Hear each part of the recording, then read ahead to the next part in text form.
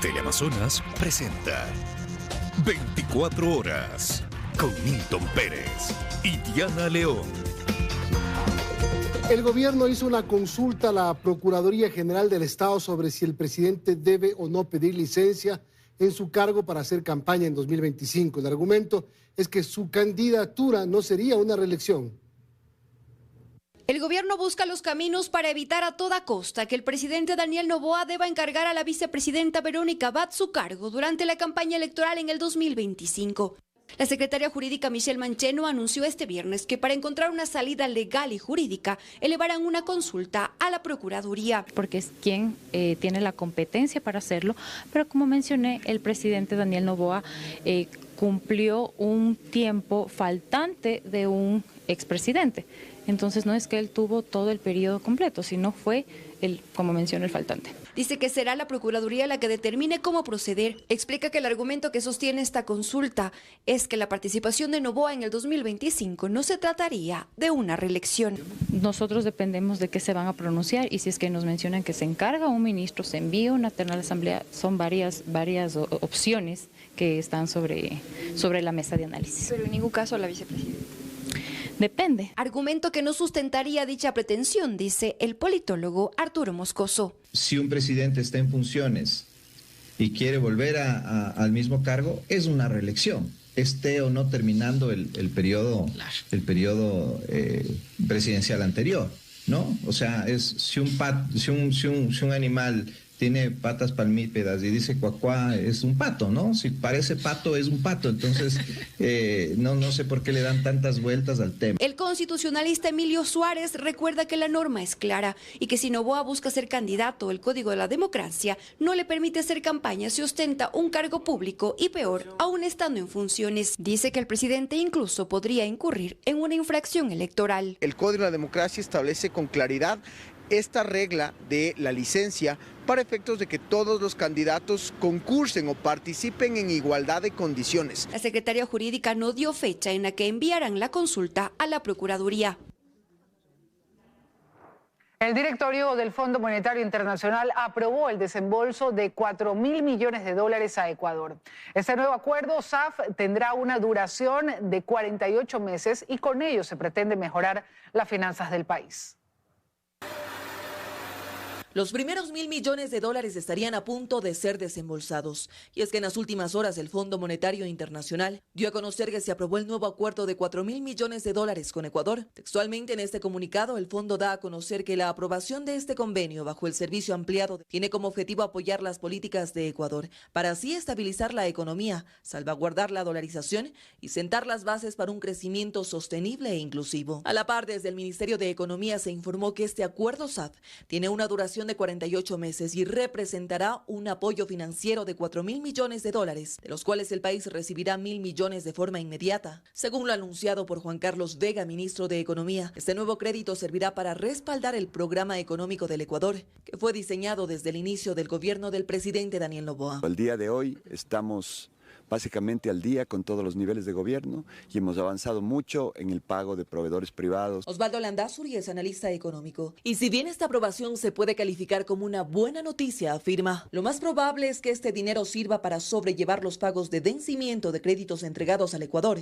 Anteriormente, explica. Realmente 1.000 millones es un mes de sueldos y salarios de la burocracia. Lamentablemente tiene una magnitud tan grande de problemas financieros que no es libre de decidir respecto al destino de estos recursos. Es decir, que lo más probable es que de los $4.000 millones, gran parte irán al mismo multilateral. Pero ¿cómo se pagará este crédito en los próximos 4 años? En realidad, hoy en día lo que se ve es que los números, la magnitud del problema es tan grande que usted no tiene respuesta de cómo va a ir pagando esa deuda, al menos que la vaya reprogramando. Recordemos que el FMI y Ecuador llegaron al acuerdo de este nuevo préstamo el pasado 25 de abril, pero para que se haga efectivo necesitaba esta aprobación del directorio.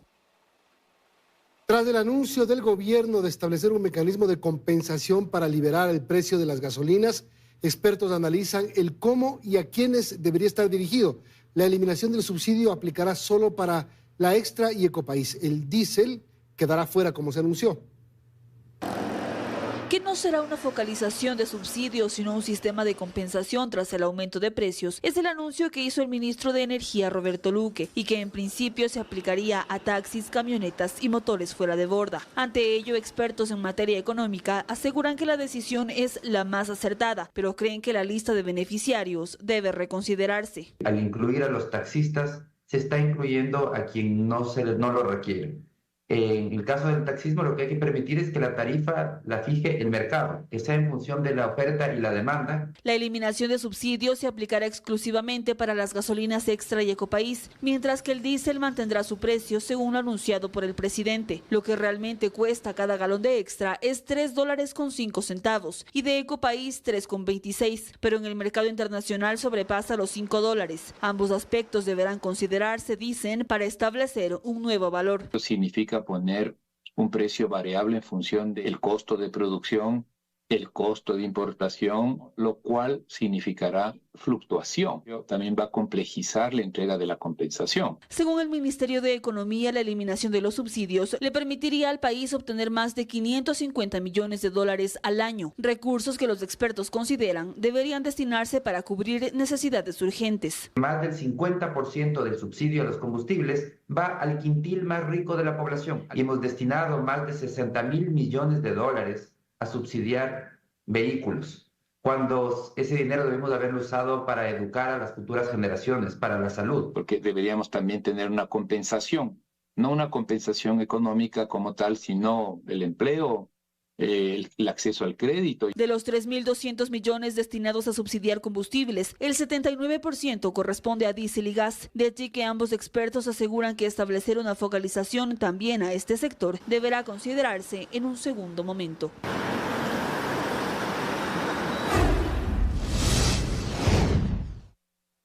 Este lunes, en la Corte Nacional de Justicia se reactiva el caso Purga con los testimonios anticipados de Mayra Salazar y Daniel Salcedo. Ellos están procesados en el caso Metástasis, no obstante, se consideran testigos clave para revelar más sobre la trama de corrupción que operó en la función judicial. Los procesados en el caso Metástasis, Mayra Salazar y Daniel Salcedo, ofrecen delatar más sobre la corrupción en la función judicial y su testimonio será clave en el caso Purga. No están vinculados a este proceso, pero saben sobre la compra-venta de sentencias y diferimientos de audiencias en Guayas. En esta versión de Daniel Salcedo del pasado 6 de mayo ya se confirman nombres de operadores de justicia involucrados en la trama. Él se refiere a Fabiola Gallardo, expresidenta de la Corte, además de Mayra Salazar, su asesora, y los jueces Reinaldo Ceballos y Johan Marfetán, entre otros. Salcedo lleva ya 2 semanas como parte del sistema de protección a víctimas y testigos. En su versión reconoce que buscaba la forma de evadir audiencias o suspenderlas. Por ello, acudió a Mayra Salazar. La tarifa para estos propósitos era de $2.000 a $5.000. Para la declaratoria de inocencia, Salcedo se fijó una oferta de $50.000 por juez. Pero este oscuro personaje, también vinculado a la corrupción hospitalaria en pandemia, relata que en su deambular por las cortes, junto a sus abogados, dice, nos dimos cuenta que efectivamente Mayra Salazar y Fabiola Gallardo eran las flechas para poder manejar a los jueces y conseguir sentencias y diferimientos. Cuenta que al juez Alberto Lino Tumbaco acudió por 3 ocasiones y dice, me solicitaba el valor de $100.000 para la inocencia. Salcedo se refirió también al juez Johan Marfetán. Allí asegura haber entregado a través de uno de los que llama sus operadores $20.000. No obstante, este personaje estrechamente ligado a la corrupción y con alcances inimaginables con el poder, llegó hasta la propia presidenta de la Corte del Guayas, Fabiola Gallardo. Lo hizo a través de Mayra Salazar y en una de sus reuniones reconoce. Dijo que podía ayudarme en mis causas debido a que el caso estaba débil y que los jueces sí le copian. En la versión salta también el nombre del juez Reinaldo Ceballos, a quien asegura haber entregado $70.000 por su traslado a la cárcel 4 de Quito y que las entregas fueron en efectivo a través, nuevamente, de sus operadores. Salcedo identifica como sus operadores a quienes se encargaban de las entregas de dinero. Da los nombres de Darwin Jacome, David Congo y Joseph. Al final, se guarda ciertos detalles sobre montos y nuevos nombres para lo que sería su testimonio, previsto para el lunes 3 de junio en Quito, en el caso Purga. Los usuarios residenciales de CENEL que tienen convenios de pago también se beneficiarán con la compensación del 50% en las planillas de luz. El descuento se verá reflejado paulatinamente en Guayaquil, en las facturas emitidas desde el 29 de mayo hasta fines de junio. Tras varios días de silencios en el Guayaquil se pronunció la mañana de este viernes. La Corporación Nacional de Electricidad aseguró que en las planillas eléctricas emitidas desde el 29 de mayo ya se aplica la compensación del 50%. Se aseguró que ciertos usuarios residenciales del sur de Guayaquil ya han visto reflejada la rebaja correspondiente al consumo eléctrico de abril y se destacó que los usuarios de los demás sectores de la ciudad obtendrán la compensación paulatinamente hasta finales de junio. Por ejemplo, unos clientes en la zona del Guasmo que también ya les estaba llegando. Obviamente lo vamos a ver en mucho mayor volumen a partir del primero, porque empezamos nuevamente ya el proceso de facturación del siguiente mes. La compensación mencionada también aplica para los usuarios que tienen convenios de pago. Pero recordemos, se aplica únicamente sobre la factura anterior sobre el subtotal de consumo eléctrico. La rebaja solo aplicará para las residencias permanentes, que es en donde se habita normalmente, y no para las residencias temporales como casas de playa y campo. Porque no podríamos aplicar una compensación dos veces al mismo cliente. Respecto a las denuncias ciudadanas del incremento injustificado en las planillas eléctricas del último mes, CENEL insiste que se debe a la ola de calor que obligó a un mayor consumo de aires acondicionados y ventiladores. Mientras tanto, en CENEL, la cartera vencida por facturas de energía eléctrica asciende a los $500 millones.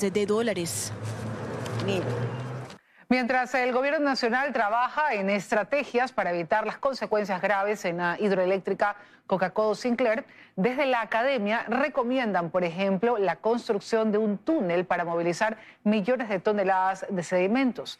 Además, se alerta sobre los riesgos en caso de ocurrir un fenómeno natural en esa zona.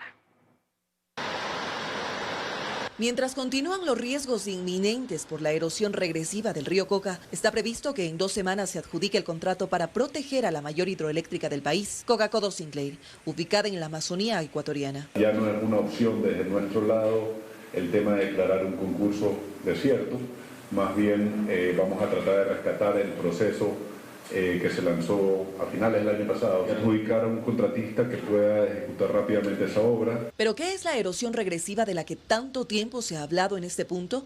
Carolina Bernal es docente e investigadora de la Universidad Politécnica Nacional y ha estudiado el río Coca desde el año 2004, es decir, desde antes que se levante esta millonaria construcción. Aclara que desde siempre este sitio fue inestable y que se pudo prevenir lo que hoy está ocurriendo. La erosión regresiva es un fenómeno en el cual el río está comiéndose las partes anexas o los terrenos anexos y su propio lecho. El Coca, que es la cuenca alta del río Napo, era uno de los sitios geodinámicamente más inestables y por lo tanto producían la mayor cantidad de sedimentos. Hubiera podido construir en el lugar, pero más pequeño y sobre todo cuidando que el transporte de los sedimentos no sea interrumpido. Por ahora, para evitar que la erosión paralice definitivamente las operaciones en Coca-Cola Sinclair, desde el gobierno se anunció la construcción de un dique seco que ralentizaría la erosión, contratación que se ha puesto en duda. Con el diagnóstico del problema vamos a buscar soluciones que puedan ser implementadas. Pero la experta plantea además otras soluciones. Este túnel lo que haría es recoger estos sedimentos que están ahorita acumulándose aguas arriba de la captación y los conduciría aguas abajo. Con esto conseguiríamos disminuir la amenaza que se tiene para la captación. A la preocupación que hoy se vive por los riesgos de la erosión, se suma otra, debido a que la hidroeléctrica está construida en un lugar que está expuesta a riesgos naturales. Y si bien su construcción es antisísmica, las consecuencias serían terribles si hoy ocurriera ahí un terremoto. Pues tendríamos una tragedia para el país, por cuanto primero se nos destruye la captación, después estamos hablando de que se compromete todo el valle y la infraestructura que está ahí y las poblaciones, que es lo más preocupante. Por ahora lo que se conoce es que se han transportado más de 500 millones de toneladas de sedimentos desde este lugar. Tras su arribo a El Salvador, el presidente Daniel Noboa se reunió con su homólogo Nayib Bukele. La seguridad fue el tema central de la cita. El mandatario ecuatoriano también dialogará con su homólogo de Costa Rica, Rodrigo Chávez. Pisó suelo salvadoreño pasado del mediodía. Aquí el presidente Daniel Noboa junto a la primera dama Lavinia Balbonesi fueron recibidos por la canciller Alexandra Gil. Antes de su salida del Aeropuerto Internacional San Óscar Arnolfo Romero y Galdames, el mandatario hizo una breve intervención en la que envió un saludo a todo el pueblo de El Salvador y dijo haber llegado con un mensaje de paz. Nosotros tenemos situaciones similares, tenemos luchas similares y creo que trabajando firmemente y en conjunto vamos a lograr sacar adelante a nuestros pueblos. El presidente Noboa fue el primer mandatario en llegar a la posesión de Nayib Bukele, quien ganó el pasado febrero de este año con un aplastante 85% de los votos, porcentaje histórico teniendo como bandera la seguridad, que ha sido una de sus mejores cartas desde que tomó la presidencia en el 2019, cuando inició la guerra contra las pandillas mediante regímenes de excepción, que aún siguen vigentes en el país desde hace casi 2 años, además de acciones radicales en el sistema carcelario que le han valido también miles de acusaciones por parte de organizaciones de los derechos humanos. Así como hemos combatido frontalmente a las pandillas, con toda la fuerza del Estado y con todas las herramientas legales que podemos, sin titubear en ningún momento, así también iniciaremos una guerra frontal contra la corrupción. Gracias a estas medidas, El Salvador pasó de ser el país con mayor número de homicidios per cápita del mundo a uno de los más seguros de América. Precisamente este fue uno de los puntos que abordaron ambos mandatarios este 31 de mayo en su encuentro bilateral, en el cual se busca una cooperación entre ambas naciones en materia de seguridad. Como parte de su agenda oficial, el mandatario también se reunió con su homólogo de Costa Rica, Rodrigo Chávez, y mantuvo una charla con el grupo Siman para conectar inversiones a Ecuador. Todo esto previo a la investidura de Nayib Bukele. La Policía Nacional ejecutó el operativo Gran Libertad 7 en las provincias de Manabí, Guayas, Santa Elena y Los Ríos, y también Pichincha. Allí se aprendió a 126 personas y se desarticuló a 20 grupos. Así es como la Policía Nacional llevó a cabo intervenciones en varias provincias del país, con el objetivo de detener a delincuentes implicados en diversos delitos. Y es que durante la madrugada de este viernes, en el marco de la Operación Gran Libertad 7, se realizaron operativos en las provincias de Manabí, Guayas, Santa Elena, Los Ríos y Pichincha. Ustedes entenderán, el día de ayer se realizó esta operación en flagrancia y obviamente estamos con las proceso investigativo en curso. En este contexto, según informó la Policía Nacional, entre el 27 y el 31 de mayo se logró la captura de 126 personas y se desarticuló a 20 grupos delictivos. El plan FICE están enfocados a esas provincias o a esas zonas donde ya hemos ejecutado muchas de las actividades investigativas. En total se llevaron a cabo 65 allanamientos con la participación de 300 efectivos policiales. De cierta forma trabaja en base a las delegaciones que llegan de Fiscalía y también en base a las flagrancias. Lo que hacemos nosotros es tamizar e informar a la Fiscalía de la tipología de delito al que corresponde. Además, incautaron 34 armas de fuego, 534 municiones, 31 vehículos, 10 motocicletas y aproximadamente 5 kilos de droga. La policía ha liberado a más de un centenar de personas que permanecían secuestradas en lo que va de este año. La Fiscalía realizó más de 1000 pedidos de investigación a la UNACE sobre el delito.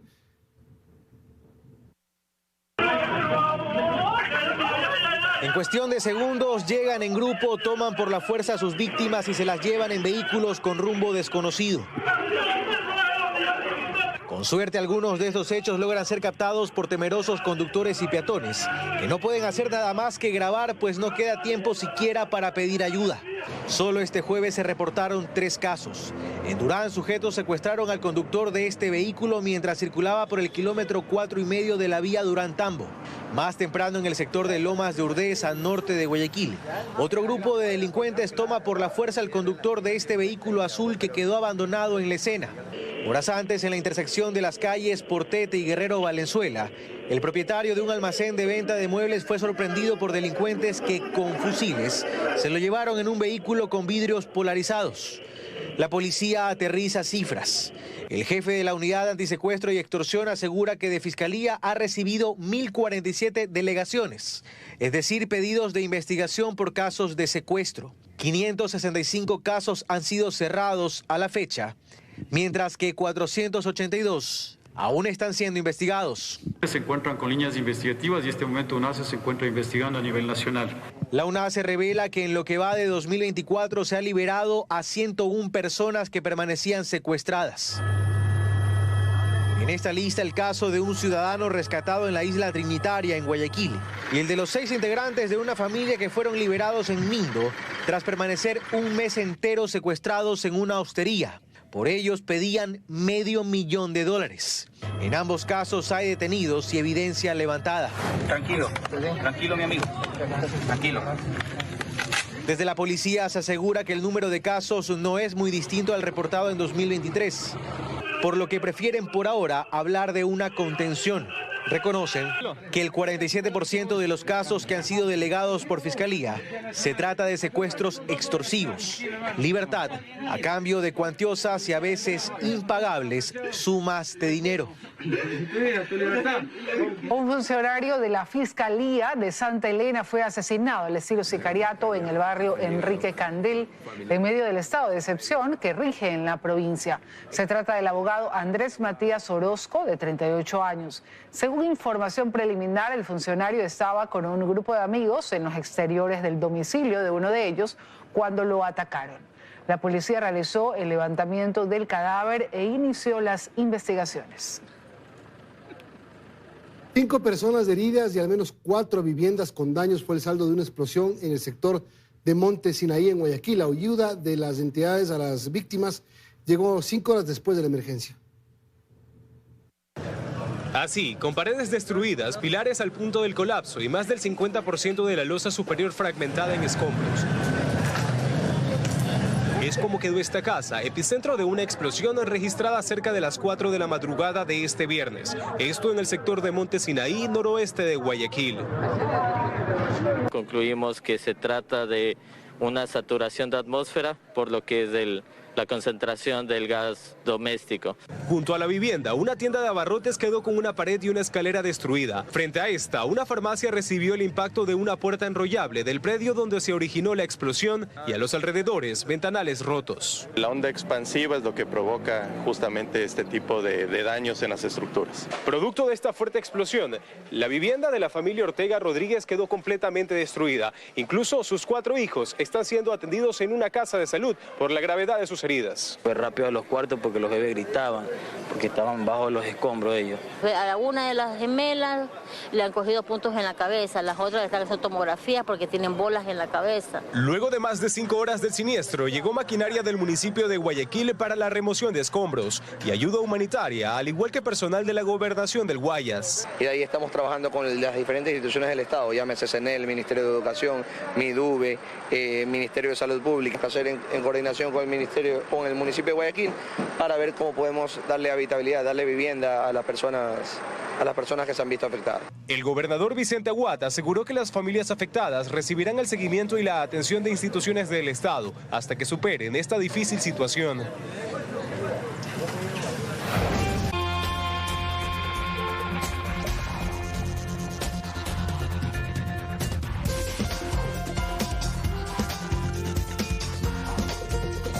Seguimos, amigos. La Asamblea Nacional ha realizado más de 3.000 pedidos de información a ministros de Estado en 6 meses. La mayoría provienen de la bancada de la Revolución Ciudadana. Desde el Observatorio Legislativo se cuestiona que muchas de estas solicitudes no tengan una ruta adecuada.